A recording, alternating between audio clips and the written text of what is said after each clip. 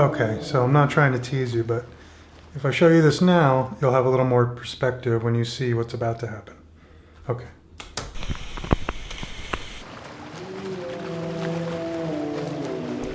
Okay, so this starts out as a normal swim in the waves.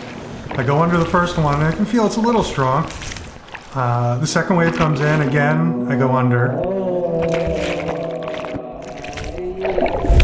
But this time, when I come back up, I'm scared because I see already how far I've been taken out.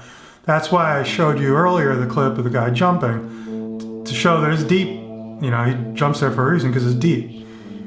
And I think I'm past this point already. So, as you imagine, you try and swim back in, but I'm really getting thrashed. And I think a local guy saw me, maybe he was bodyboarding or whatever, and my shorts are ripped down to my knees. Apparently. The local guy sees me struggling, he swims out, and I don't know his name and I don't know his face, but I remember the green fence. He instructs me to swim parallel to the shore, which we all kind of know against the rip, but even we may forget in the moment.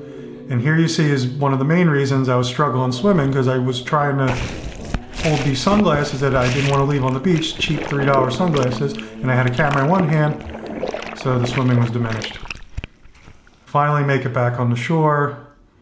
As you can see by my face, it was quite intense.